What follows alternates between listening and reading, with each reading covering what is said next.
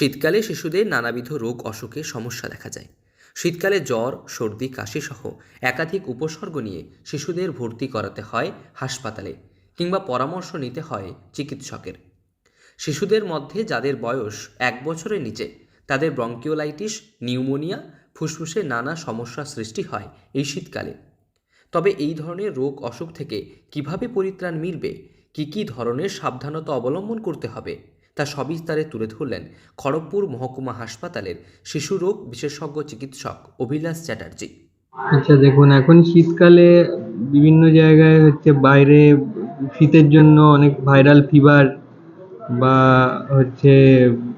Calf and cold, বিভিন্ন কারণে infection, এই ধরনের অনেক জিনিস হতে পারে শিশুদের।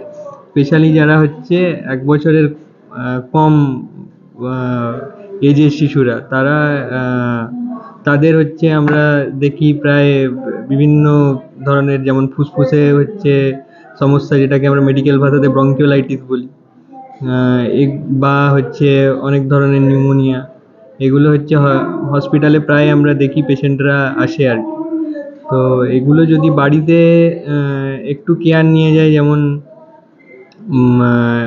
জামা কাপড় বা ঠিক করে পরানো, আর শীতকালে যা অনেকে বাচ্চাদেরকে জামা ঠিকঠাক করে পরায় না, শীতের যা পরানো দরকার আর কি, বডি ভালো করে কভার করে রাখা দরকার, এগুলো করে না। বা নিউট্রিশিয়াস খাবার খাওয়ানো দরকার,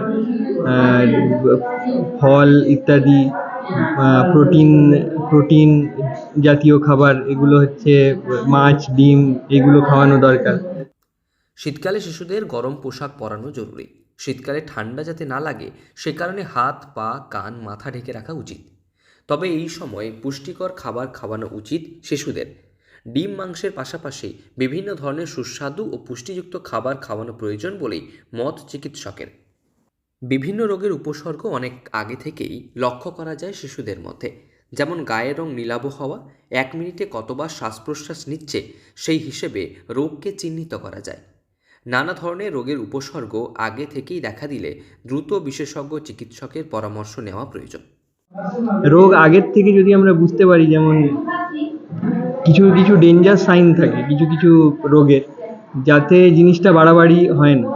যেমন যেটা আমি বললাম আর কি, যে নিউমোনিয়া বা ব্রঙ্কিওলাইটিসে এগুলো আগে থেকে আইডেন্টিফাই করা যায়, যে বাচ্চার ফুসফুসের যেটা চেস্টের আমরা রেসপিরেটরি রেট বলি, মানে 1 মিনিটে কতবার বাচ্চা নিঃশ্বাস নিচ্ছে, সেটা অনেক সময় এই রোগের ক্ষেত্রে বেড়ে যায়। যদি বেড়ে যায়, সেটা জানতে হবে একটা ভয়ের কারণ আছে।